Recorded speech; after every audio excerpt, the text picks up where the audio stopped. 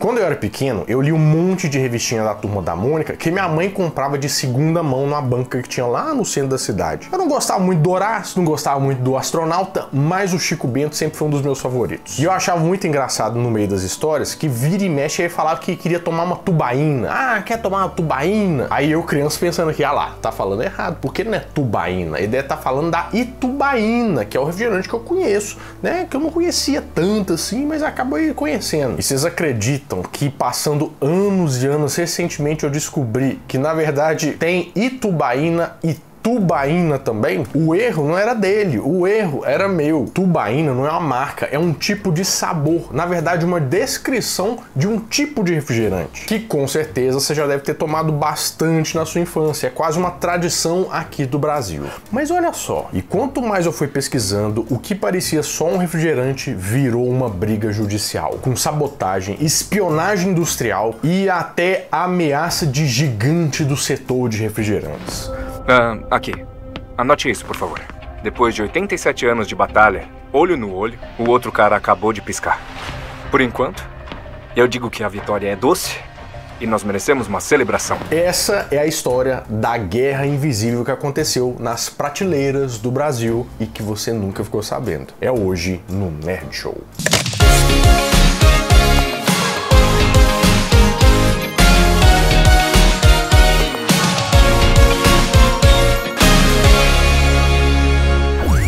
Meus queridos amigos, como estão vocês? Vocês estão bom, né? Eu comecei aqui falando do Chico Bento e eu acho que ele traduz muito bem o que nós vamos falar no vídeo de hoje. Porque olha só, talvez você não saiba, mas o Chico Bento foi inspirado em uma pessoa que morava em Santa Isabel, que é uma cidade aqui do interior de São Paulo. E a tubaína também nasceu no interior de São Paulo. Só que a origem dela é meio que muito debatida, mas vamos por partes até a gente entender o todo.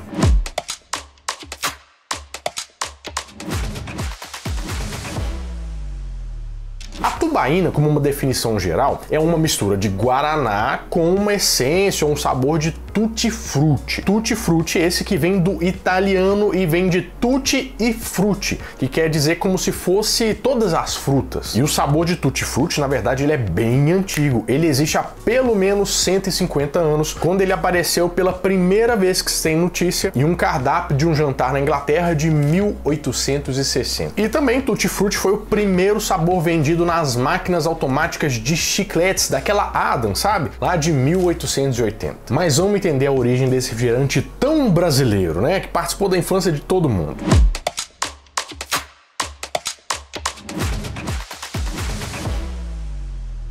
Diz a lenda que a primeira tubaína foi feita em 1890 pelo José Miguel de Andrade, que tinha uma fábrica que fazia várias coisas, entre isso uns refrigerantes e vinagre. Ele estava lá experimentando vários ingredientes até que ele chegou numa fórmula e deu pro filho dele experimentar. O filho dele tomou, achou muito gostoso e falou que tava cotuba. O quê? Aí eu falei, cotuba? Mas que trem que é esse? É que você for de Minas Gerais, você ia saber que esse trem tá bom demais. Era uma gíria para uma coisa legal, tanto é que eles gostaram do nome e chamaram essa mistura de cotubaína. E esse baína meio que virou um sufixo, né, um restinho de palavra ali, que deu muito certo, porque o pessoal começou a tomar aquele negócio, achou gostoso e todo mundo quis colocar esse sufixo aí no próprio produto deles. Tanto que em 1913, um italiano que se chama Vicente Orlando funda uma fábrica e faz a Etubaína. E a partir daí, vários e vários refrigerantes nasceram. Mas só que a gente tem que alinhar um ponto aqui pra gente entender o resto. É o seguinte, ó, tubaína tanto é o nome do refrigerante com guaraná e a mistura de tutti-frutti, como também uma nomenclatura para como se fosse um refrigerante mais refrigereco, vamos dizer assim, sabe? Um refrigerante que não é dos grandes mercados e tal. Então, tipo assim, surgiram várias tubaínas aí pelo mundo. Virou um termo.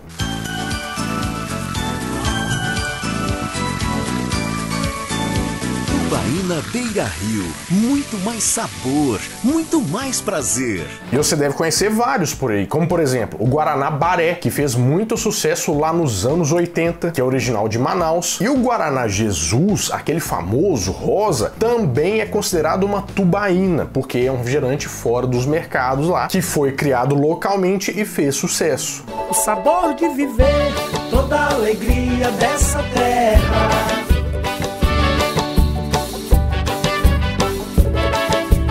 Beleza, mas então a gente entendeu que a tubaína tanto é um sabor, como também é uma classe de refrigerantes. E essa classe de refrigerantes sempre foi associada ao pessoal que tinha um poder aquisitivo mais baixo, o pessoal que não tinha tanto dinheiro assim para comprar as coisas. Por exemplo, esses refrigerantes, normalmente eles vêm naquela garrafa de cerveja de 600 ml e elas custavam muito menos do que um refrigerante de marca, se é que a gente pode dizer assim, de 300 ml. Por isso que o pessoal achava muito mais vantagem e comprava. Tanto isso é verdade que, inclusive, na época do Covid, o Bolsonaro fez uma piada mostrando ali que supostamente a direita tomava cloroquina e a esquerda tomava tubaína, falando meio que uma, como é que eu vou dizer, dando um tom de pobreza, sabe, pra isso. Tu viu que você é do cara? Quem é de direita toma cloroquina, quem é de esquerda toma tubaína. E também no outra passagem falou que um tal cara que ele queria indicar lá já tinha tomado tubaína muito tempo com ele. Ou seja, meio que, sabe, aquele negócio de na hora de comer o sal comigo ninguém quer. Nesse sentido. Mas quando a gente fala de tubaína, com certeza a marca que a gente mais se lembra é da Itubaína.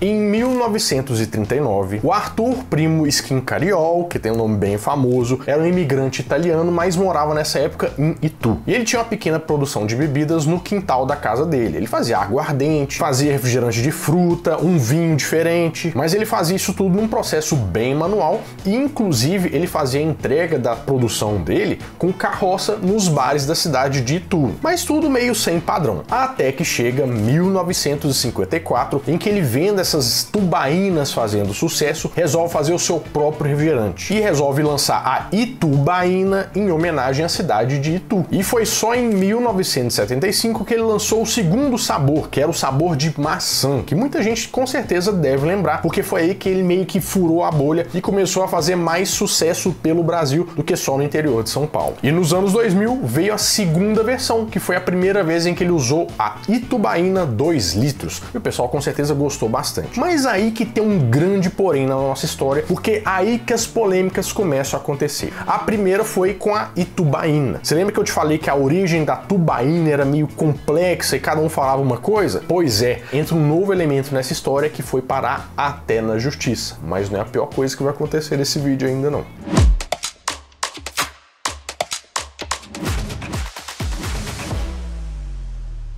O que talvez você não saiba é que em 2010 a Itubaína sofreu um processo e isso quase acabou com a marca inteira. É o seguinte, voltando bem lá no tempo, lá para os anos 40, teve uma marca que se chamava Ferraz Paris, que era de Jundiaí. E essa marca criou uma bala sabor tubaína. Só que essa marca alega que eles criaram essa bala e eles que colocaram o nome de tubaína primeiro. Tanto é que depois essa bala virou um refrigerante e eles foram a primeira empresa a registrar essa marca no INPI. O INPI, para você que não sabe, é o lugar onde você tem aquela ideia genial e fala assim, eu tenho que registrar essa ideia, e você registra essa marca para todo mundo que quiser usar, pagar alguma coisa para você, ou você é o detentor dessa marca. E essa empresa foi a primeira a registrar os nomes Tubaína e Turbaína, as duas. Mas o que acontece? Nos anos 40 e nos anos 50, essa empresa, o dono dessa empresa, permitiu que outras colocassem o sufixo baína, né, tipo Itubaína, mas com que ideia? Com a ideia de que quando essas marcas começassem a fazer sucesso, ia fazer propaganda para a marca deles, que foi a primeira Baína, entendeu? Só que o que acontece? Depois de vários e vários anos, em 2010, essa empresa quis processar a Schincariol, porque a Itubaína estava fazendo bastante sucesso, furou a bolha e eles queriam que eles tivessem que pagar um dinheiro por causa do nome que era propriedade dessa outra empresa. O nome Schincariol é sinônimo de qualidade e inovação. Por isso, há mais de 60 anos, é um grupo que não para de crescer. O primeiro refrigerante a conquistar o consumidor é a famosa Itubaína, o doce sabor de infância. No final das contas, depois de recurso atrás de recurso, um vai pra cá, vai pra lá, em 2015, 5 anos depois, saiu o parecer. E os juízes falaram que, além do negócio ter prescrito há bastante tempo, né, porque eles tinham que ter ido atrás disso antes, eles alegaram que agora Tubaína era um nome genérico que descrevia um sabor de refrigerante, ou seja, o Guaraná com tutti-frutti, e que era de de uso geral, todo mundo tinha um tipo de tubaína, se tornou um tipo. Então, para quem achava que tubaína era uma só, não é, existem vários tipos. Tubaína é uma denominação de origem, assim como o champanhe, como outras bebidas, enfim. Mas basicamente as tubaínas são aqueles refrigerantes que são de tutti-frutti e guaraná. Mas o que talvez você não saiba, depois de entender toda essa história da tubaína, sem saber onde que isso vai chegar, você tem que saber que as tubaínas foram uma grande pedra no sapato da Coca-Cola nos anos 90 e início dos anos 2000.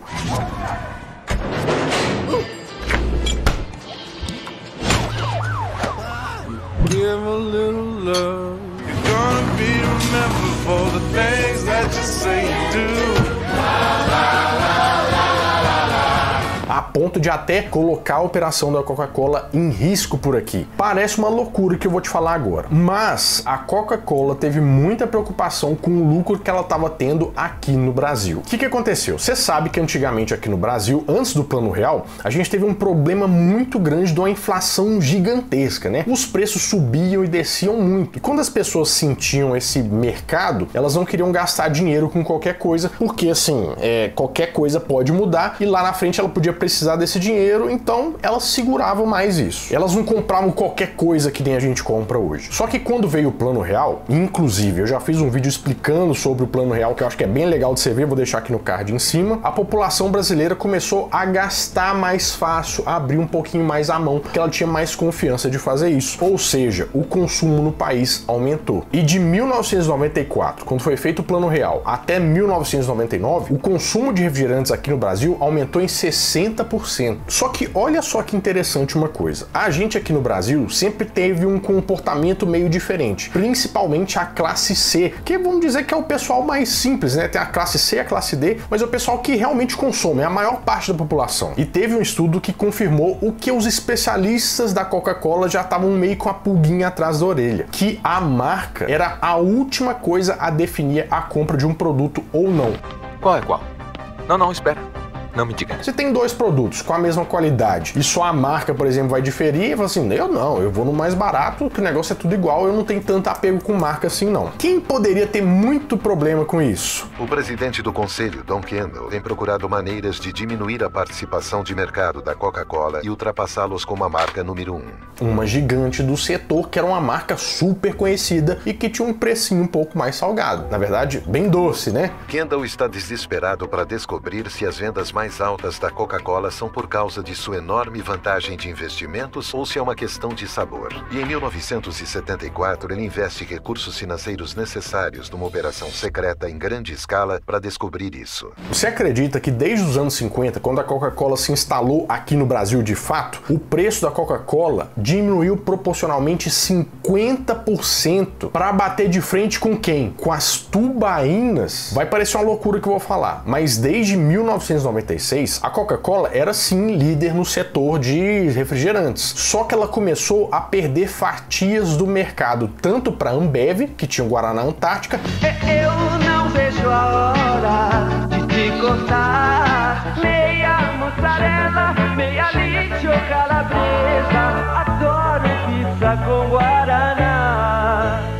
E em grande maioria para as tubaínas. Nessa época, em 96, a Coca-Cola tinha 48% do mercado. Se você for parar para pensar na Coca-Cola, no mercado de refrigerante, ter 48% no Brasil, é complicado. Isso começou a preocupar bastante a Coca-Cola. Ela tinha muito mais lucro no México, por exemplo, que tem uma população muito menor do que aqui no Brasil. Gente, mas as tubaínas estavam tirando espaço da Coca-Cola? O que estava acontecendo? É porque é o seguinte, ó, a tubaína sempre foi uma produção pequena, artesanal, local, que você deve conhecer, com certeza tem um refrigerante mais simples aí na sua cidade que todo mundo conhece. Normalmente essas tubaínas, por serem pequenas ou locais, elas não pagam imposto, ou seja, isso deixa o preço de custo delas muito mais barato, que também deixa o preço de venda para o consumidor também muito mais barato, ou seja, acaba sendo uma concorrência desleal. Você lembra que eu te falei com a pesquisa que o pessoal preocupava muito mais com o produto em si do que a marca do produto? O refrigerante está aqui, baratão, então já tá aqui, eu não vou comprar? Claro que eu vou comprar isso aqui em vez da Coca-Cola. Mas eu te falei da história da Tubaína, do Baré,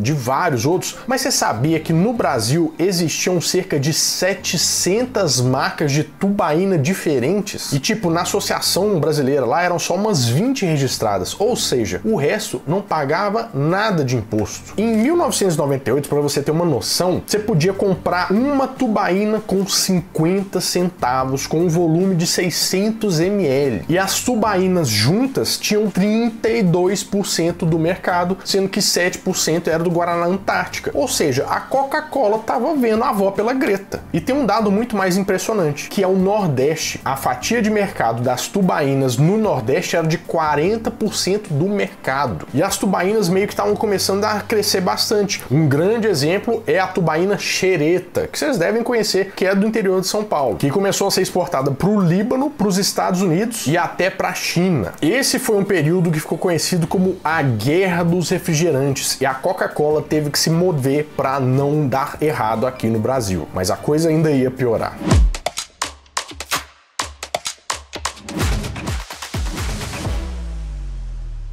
A primeira coisa que a Coca-Cola fez de imediato é congelar os preços dela lá no Nordeste. Isso aconteceu em 1999. E não só congelou, como ela diminuiu o preço. Ela que custava ali R$ 1,80, começou a custar agora R$ 1,25. E congelado. Mas só que isso não era tudo. Ela tinha que fazer várias e várias medidas, né? E outra medida que eles adotaram foi a compra de algumas tubaínas. Por exemplo, você sabia que desde 2001 o Guaraná Jesus é de propriedade da Coca-Cola? Por que vocês acham que eles compraram o Guaraná Jesus? Porque o Guaraná Jesus tinha uma grande participação ali no Maranhão. E ela comprou também, por exemplo, o Mate Couro, lá em Minas Gerais, que é um refrigerante de chapéu de couro, que era totalmente local. Por que a Coca-Cola vai querer comprar esses refrigerantes tão locais assim? Porque lá no Maranhão, por exemplo, o Guaraná Jesus tinha 20% de participação. Ou seja, elas estão comprando a concorrência para a concorrência não virar contra eles. Nós vamos lembrar de algumas coisas aqui, você vai ver que a gente aparentemente não tinha motivo nenhum para acontecer, agora a gente vai entender o motivo. Por exemplo, outra ação que a Coca-Cola fez foi aumentar a linha de sabores, porque eles tinham só a Coca-Cola, mas eles tinham que ter refrigerante de Guaraná, refrigerante de laranja, e foi aí em 2001 que eles lançaram o Quat para pegar a fatia de mercado do Guaraná. Ô, Bigode, manda um Guaraná Quat normal e um light aí pra gente. Valeu, hein? O sabor do Guaraná Quat pega em você. Abra a cabeça, Guaraná é Quat. E também começaram a vir vários sabores de Fanta, por exemplo.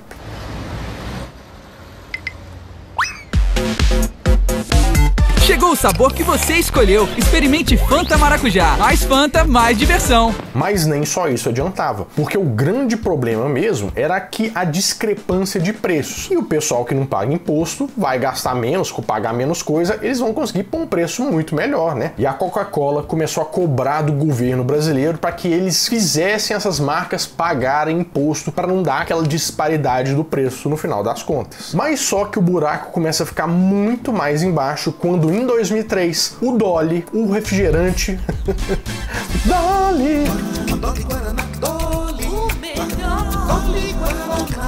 o sabor brasileiro, acusou a Coca-Cola e fez uma denúncia ao CAD. Que denúncia que a Dolly podia fazer contra o CAD? De práticas abusivas. De fazer o quê? Supostamente ameaçar pequenos produtores e molhar a mão de agentes públicos para incentivar, né, as empresas de tubaína a pagar imposto também. Além disso, a Dolly acusou a Coca-Cola de espionagem e sabotagem. Uma das coisas que eles alegaram foi que a Coca-Cola implantou e-mails falando que Dolly dava câncer. Todo mundo já recebeu um e-mail falando que algum refrigerante dava câncer. Ou seja, o pessoal estava se atacando. Em retribuição, a Dolly fez o quê? Alugou outdoors pela cidade e fez uma insinuação de onde será que vem a folha da Coca-Cola, né? O que será que a Coca-Cola usa de folha? Querendo claramente, né, falar assim, então é folha de coca? Entendi. Essa treta ficou muito pesada e a Dolly teve uma multa de 100 mil reais por dia para cada outdoor que ele tivessem na rua com essas insinuações. Mas sendo de uma forma ou de outra, a Coca-Cola tinha que se mover para não perder mais margem no mercado. E eles fizeram o impensável. Vocês lembram numa época ali em 2002, que era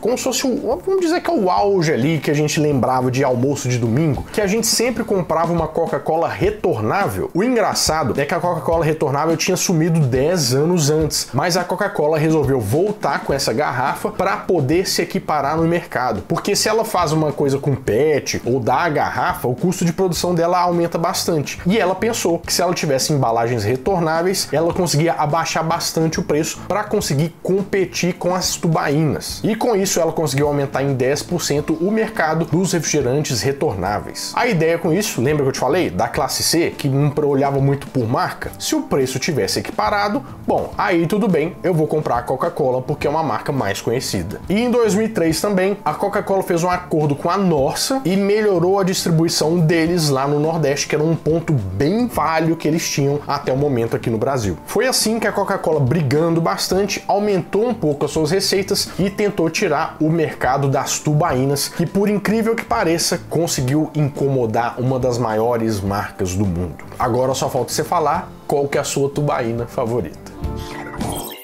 Bom, meus amigos, é isso. Eu espero que você tenha gostado bastante desse vídeo. Não esquece de deixar o like, se inscrever no canal, que tem muita história boa vendo por aí. Bom, eu vou ficando por aqui, mas toda semana eu volto com mais um vídeo quentinho, fresquinho, crocante pra vocês. Então, adeus!